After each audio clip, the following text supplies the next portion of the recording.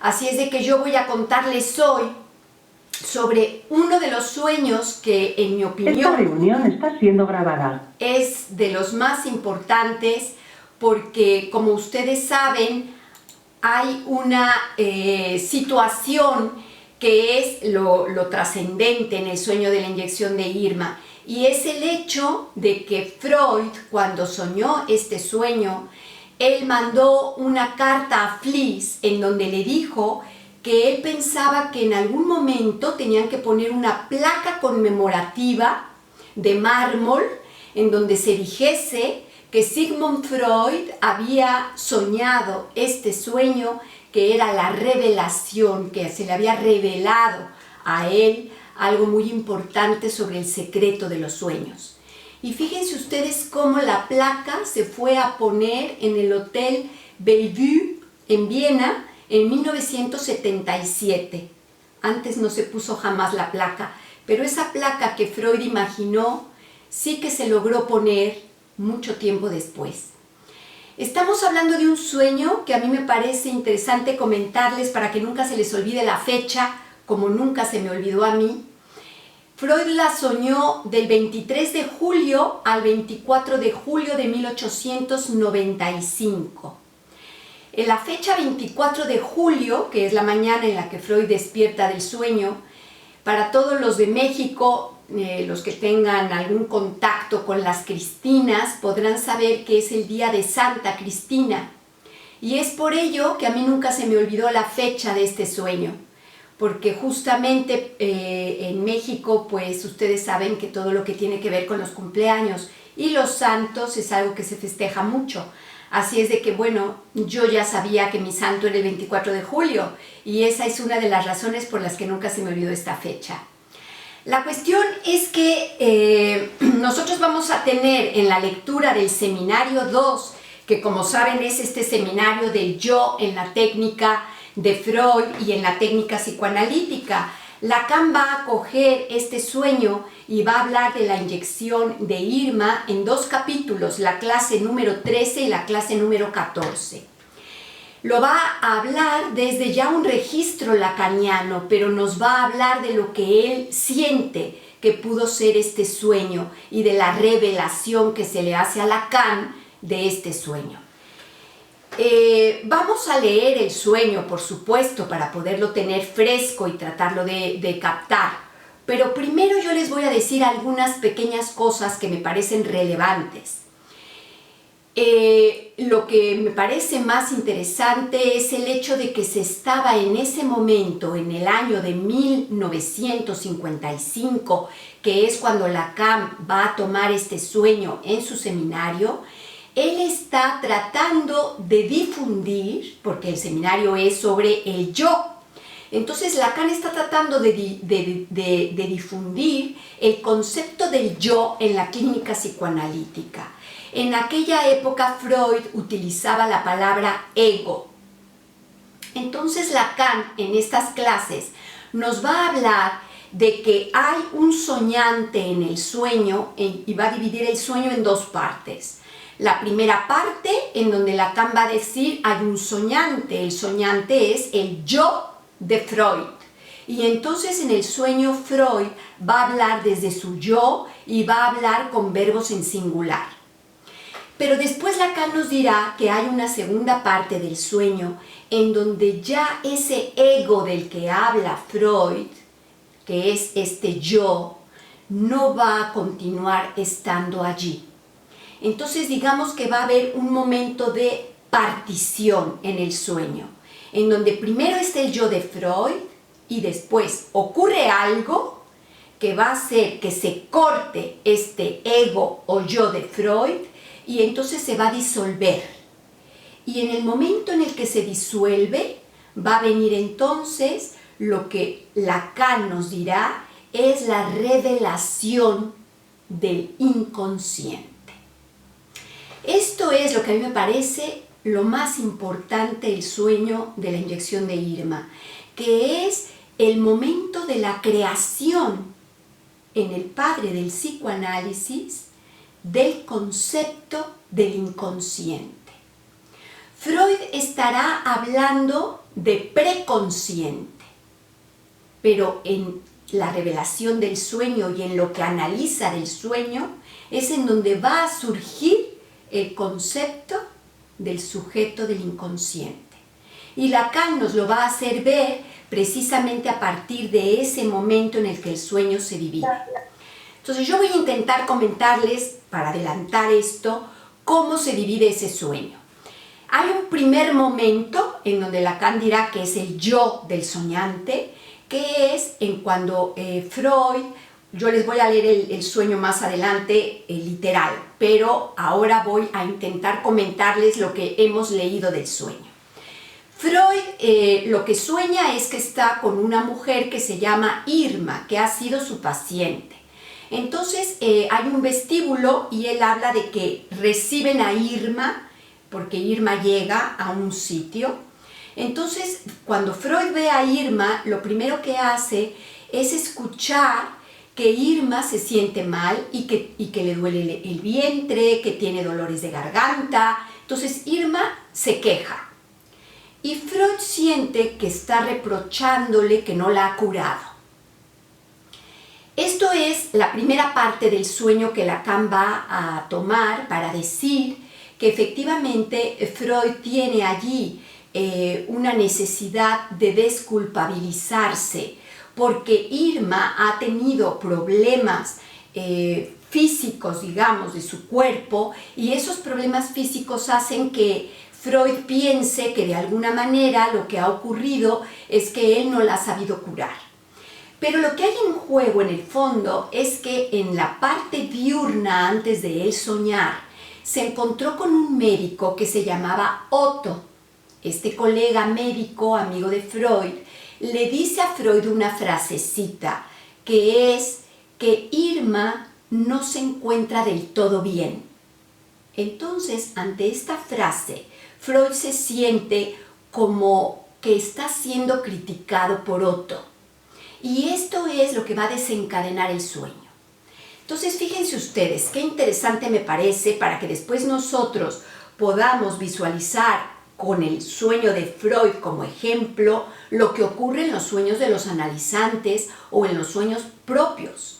Fíjense cómo siempre tenemos algo que ocurre a nivel diurno, cosas que ocurren en la vida de los sujetos y que después de una manera onírica, en algunas ocasiones absurda, se va a ir a los sueños y va a haber algo en los sueños que nos va a hacer como ver luces de eso diurno que ocurrió. La cuestión fue que en el caso de Freud sí que ocurre que Otto le dice esta frase de Irma. Entonces a Freud lo que le ocurre parece ser, según el mismo Freud y el mismo Lacan, que Freud se siente mal, se siente culpable de que quizás no ha sabido curar a Irma. Pero resulta de que Freud ha tratado de curar a Irma de lo que era la histeria. Freud estaba en ese momento ya no como un médico, que es un médico de la ciencia, sino que ya estaba tratando la problemática de la neurosis. Entonces era una problemática mental, no una problemática orgánica. Entonces en el sueño lo que va a quedar de manifiesto es el hecho de que Freud va a seguir con esta idea de que todos los sueños son cumplimientos de deseo. Para Freud es importantísimo decirnos que un sueño es un cumplimiento de deseo y constantemente está tratando de ir allí y de ir allí para ver en dónde está el deseo del sujeto y el cumplimiento del deseo en el sueño.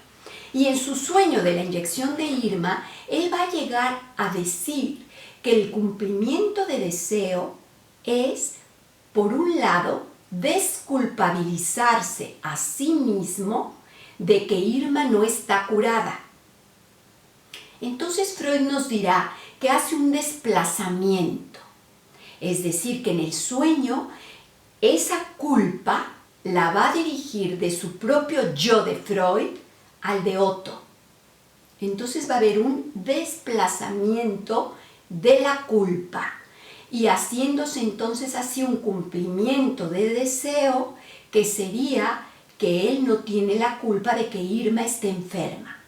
Pero al mismo tiempo va a haber una venganza en el sueño, que también es un cumplimiento de deseo, en el sentido de poder desviar la culpa a Otto y hacer ver que lo que el colega, que es un colega que está haciendo lo mismo que Freud, un médico, pues estos colegas que pueden llegar a tener cierto prestigio, de alguna manera van a apagar el prestigio del otro.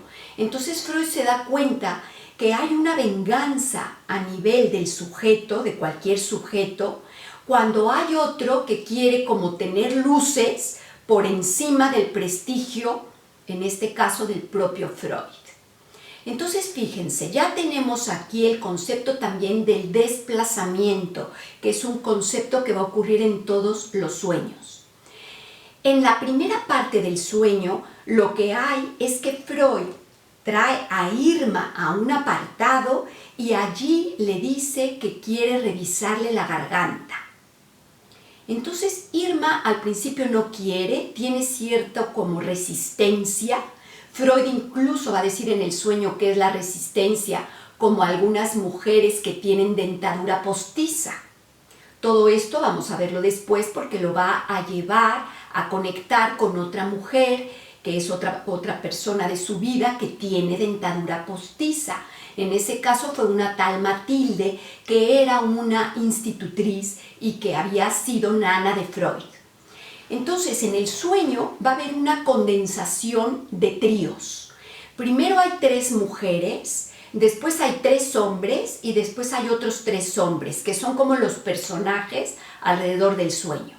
En este primer momento, Freud le pide a Irma que abra la boca y finalmente Irma decide abrirla.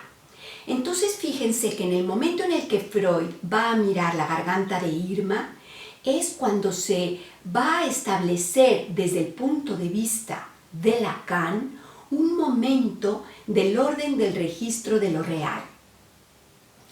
Cuando Freud habla de su sueño en 1895, Freud no habla de los registros lacanianos. Freud está tratando en ese momento de hablar del concepto del yo y de, en la trame de Eutung, poder hablar de la interpretación de los sueños. Su mente de Freud está totalmente metida en el descubrimiento de lo que va a ser el psicoanálisis. Para él está habiendo un momento que podemos decir hoy nosotros trascendente, porque es el sueño de Irma lo que le va a revelar a Freud el concepto del inconsciente.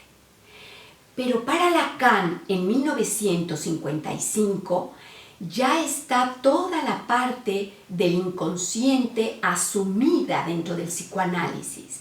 Y Lacan lo que está haciendo es tratando de introducir los conceptos de los 3 registros, el simbólico, el imaginario y el real. Pero sobre todo una cosa que es básica en Lacan, que era el hecho de poder definir el concepto de yo freudiano y poder entender que en el sueño el sujeto del inconsciente no está en el yo. Entonces, para Lacan, el sueño de Freud le hace ver en esta segunda parte que el yo de Freud, del sujeto soñante, va a quedar disuelto. Y entonces va a ser tomada la palabra por el campo del inconsciente. ¿Cómo lo ve Lacan? Lo ve a partir del momento en el que Freud mira la garganta de Irma. Al mirar la garganta de la mujer, se le va a presentar desde el punto de vista de Lacan un real en el sentido de algo que le angustia profundamente. Es el encuentro con el objeto, con ese objeto que está allí impreso de una manera real en la carne, dirá Lacan, de lo femenino. Lo que va a ver Freud es una garganta en donde ve una mancha blanca y lo que ve son cornetes nasales que tienen como unas escaras. Entonces Lacan dirá que el enfrentarse a la carne, digamos la carne viva y abierta de la mujer, va a poner a Freud en contacto precisamente con el órgano femenino, con ese órgano femenino que da la vida, pero al mismo tiempo es la boca que todo lo engulle, es un agujero negro, profundo y vacío. Es real, encarnado en una mujer que decide abrirse. Le va a producir a Freud una angustia impresionante. Pero retomará Lacan que, como lo dice Anciu, que es uno de los que también trabajó este sueño, Freud ha tenido, y Lacan lo dice entre comillas, agallas, porque no se despertó. No despierta del sueño Freud. En España decimos, tuvo cojones, se quedó dormido y continuó soñando. No fue de los que en el momento de la angustia despertó sudoroso y angustiado, como tantísimos analizantes. Freud se quedó allí en el sueño, y entonces viene la segunda parte. La segunda parte del sueño es el momento en el que ya no hay un yo. Entonces todos los personajes de la segunda parte del sueño van a ser Freud y al mismo tiempo van a ser hablados por Freud. En ese sentido, entonces, Lacan nos dirá que es el momento en el que podemos visualizar la disolución del yo y comprender que el sujeto no es hablado por el yo, que el yo no manda en la casa del sujeto, que quien manda es precisamente el campo del inconsciente. Es la palabra que se va a tomar, porque es Freud quien toma la palabra analizando su sueño. Pero en esa segunda parte, después de que se ha enfrentado a lo real de la garganta, entonces lo que ocurre es que todos los demás personajes van a ser hablados por Freud. Y van a ser hablados desde el campo del inconsciente. Y es aquí entonces en donde Lacan va a decir que surge el hallazgo del inconsciente freudiano, que no hay una mejor definición como la que ha dicho Freud en su propio sueño. Es un sujeto acéfalo, dirá Lacan, que es hablado por su propia palabra. Entonces fíjense, en la segunda parte del sueño, además de tener nosotros a varios personajes que van a ir apareciendo, porque aparece el doctor M, que es el doctor Breuer. Recuerden ustedes que era un hombre bastante amigo de Freud y con el que tuvieron muchísimo para hablar sobre la histeria. Breuer es alguien muy importante porque aparece en muchísimos escritos también relacionados con Nietzsche. Por ejemplo, hay un libro que se llama El día que Nietzsche lloró, que lo escribió un hombre psicoanalista que se llama Jalom, y en este libro se trata también de Breuer unido a Nietzsche en una ficción. La cuestión es que Breuer estaba también introducido en todos los conceptos que Freud estaba trabajando y que estaba descubriendo. Entonces, en el sueño aparece el doctor M, que en realidad es Breuer, y dice Lacan que va a ser una figura de un padre imaginario para Freud, porque puede de alguna forma Freud tener una función paterna dividida. Más adelante Lacan va a hablar del complejo de Edipo de Freud y nos va a decir que los hermanos de Freud fueron muy importantes en su complejo de Edipo, porque cuando se casa el padre de Freud con la madre de Freud, el padre es un hombre viudo que tiene dos hijos. Uno se llama Emmanuel y el otro se llama Philippe. Estos dos hijos, que son hermanastros de Freud, van a tener un lugar importante para Freud como funciones paternas, como podemos verlo en muchos analizantes que tienen hermanos mayores o hermanastros mayores. Cuando ese es el caso, entonces la función paterna queda dividida y el odio y el asesinato del padre en el complejo de Edipo no se lleva a cabo con el padre, digamos, biológico o el de la vida real, sino que se establece otra función a donde se va la agresividad. Entonces Lacan dirá que la agresividad en el padre para Freud estaba representada sobre todo por el hermanastro Philippe, pero también por Emmanuel. Y en esta segunda parte del sueño van a aparecer estos hermanastros, sobre todo el hermanastro Emmanuel, con el doctor M, que va a ser el padre imaginario. Después aparece Fliss, y aquí va a haber en el sueño, que ya como les digo lo vamos a leer, 3 o 4 palabras que van a remitir a Freud a asociar. Unas de estas palabras es el propileno, el ácido propileo. Son palabras que van a llevar a Freud a asociar con Fliss, porque Fliss es el amigo de Freud, a quien Freud escribe cartas y que, como ustedes saben, siempre ha sido para Freud una especie como de... Freud lo dice, para mí es un amigo que está de acuerdo en lo que yo digo. Es ese amigo cercano que Freud puede decirle sus cosas, abrirse a él y sentirse, digamos, comprendido.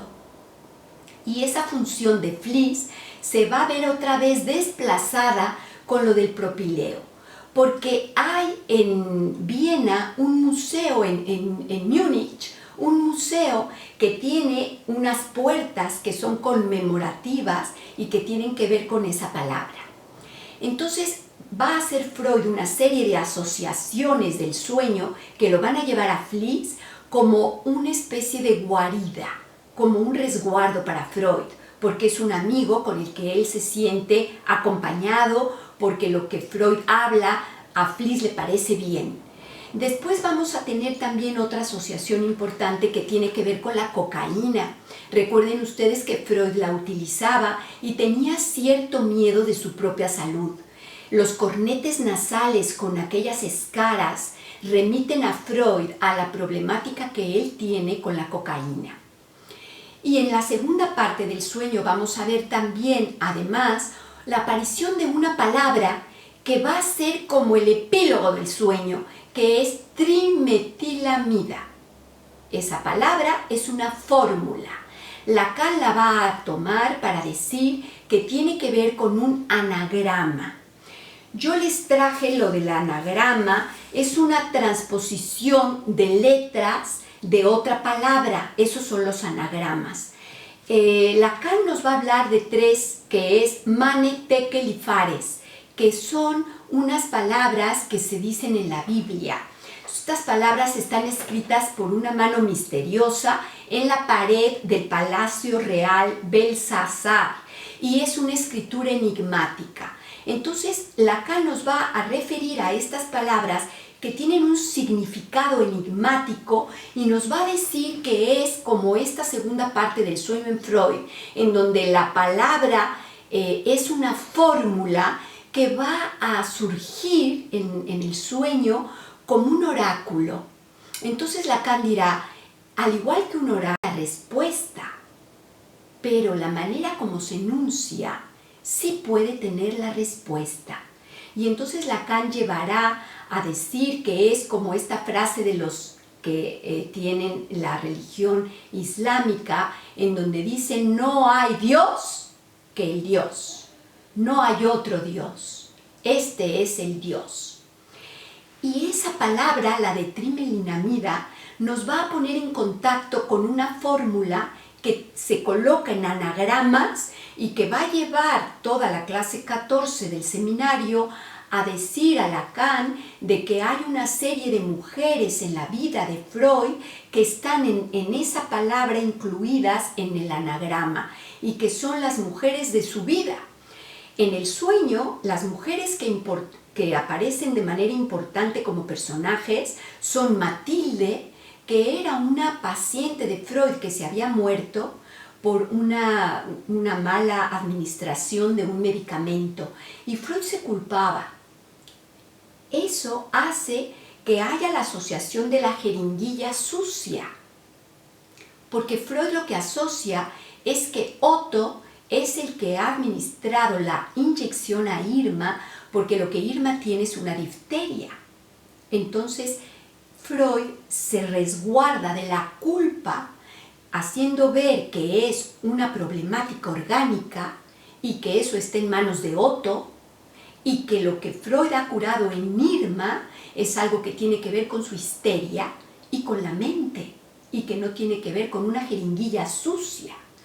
Pero lo de la jeringuilla sucia trae la asociación de Matilde que murió por el sulfonal y es una paciente de Freud. Entonces, en el sueño vamos a tener una serie de asociaciones que Freud va a hacer como médico, como su práctica médica, las culpas que él puede llegar a tener por ciertas negligencias o iatrogenias o accidentes médicos. Y por ejemplo, allí pensamos en algo que comenta después Lacan sobre la hija de Freud que se llama Matilde, igual que la paciente. Resulta que Matilde había tenido una enfermedad muy grave y habían pensado que iba a morir. Y Freud pensaba de alguna manera que era una Matilde por otra. Algo así como si él tenía que ser castigado por la muerte de Matilde, la paciente, con la vida de su hija Matilde. La hija Matilde no murió, pero eran cosas que Freud tenía en la cabeza y que permitieron que él analizara también en el sueño. Entonces, ahora voy a pasar a lo que es leerles el sueño literal. Un gran vestíbulo, muchos invitados a quienes nosotros recibimos, entre ellos Irma, a quien enseguida llevó aparte como para responder a su carta y para reprocharle que todavía no acepte la solución. Le digo, si todavía tienes dolores, es realmente por tu exclusiva culpa. Ella responde, si supieses los dolores que tengo ahora en el cuello, el estómago y el vientre, me siento oprimida. Yo me aterro y la miro. Ella se ve pálida y abotagada. Pienso que después de todo he descuidado sin duda algo orgánico. La llevo hasta la ventana y reviso el interior de su garganta. Se muestra un poco renuente, como las mujeres que llevan dentadura postiza. Pienso entre mí que en modo alguno tiene necesidad de ello. Después, la boca se abre bien y hallo a la derecha una gran mancha blanca y en otras partes veo extrañas formaciones rugosas que manifiestamente están modeladas como los cornetes nasales, extensas escaras blanco-grisáceas. Aprisa llamo al doctor M, quien repite el examen y lo confirma. El doctor M se ve enteramente distinto que de ordinario. Está muy pálido, cojea, está sin barba en el mentón. Ahora también está de pie junto a ella mi amigo Otto y mi amigo Leopold. La percute a través del corsé y dice, tiene una matidez abajo a la izquierda. Y también señala una parte de la piel infiltrada en el hombro izquierdo, lo que yo siento como él a pesar del vestido. M dice, no hay duda, es una infección, pero no es nada. Sobrevendrá todavía una disentería y se eliminará el veneno. Inmediatamente nosotros sabemos de dónde viene la infección. No hace mucho mi amigo Otto, en una ocasión en que ella se sentía mal, le dio una inyección con un preparado de propilo, propiteno, ácido propiónico, trimetilamina, cuya fórmula veo ante mí escrita con caracteres gruesos. No se dan esas inyecciones tan a la ligera. Es probable también que la jeringa no estuviera limpia. Aquí termina el sueño, que como ustedes pueden ver, le sirve a Lacan para entonces poderlo dividir, como yo les decía, en estas dos grandes partes. Bueno, esto es más o menos lo que yo les he preparado para finalizar diciéndoles una parte que me parece muy interesante y que va a decir Lacan al final, en donde dice sobre Freud, que lo que Freud nos quiere decir, y cito a Lacan, es: soy aquel que quiere ser perdonado por haber osado empezar a curar a estos enfermos, a quienes hasta hoy no se quería comprender y se desechaba curar. Soy aquel que quiere ser perdonado por eso. Soy aquel que no quiere ser culpable de ello, porque siempre es ser culpable transgredir un límite hasta entonces impuesto a la actividad humana. No quiero ser eso. En mi lugar están todos los demás. No soy allí sino el representante de ese vasto movimiento que es la búsqueda de la verdad, en la cual yo, por mi parte, me borro. Ya no soy nada. Mi ambición fue superior a mí. La jeringa estaba sucia, no cabe duda, y precisamente en la medida en que lo he deseado en demasía, en que he participado en esa acción y quise ser yo el creador, no soy el creador. El creador es alguien superior a mí, es mi inconsciente, esa palabra que habla en mí, más allá de mí. Muchísimas gracias, con esto termino.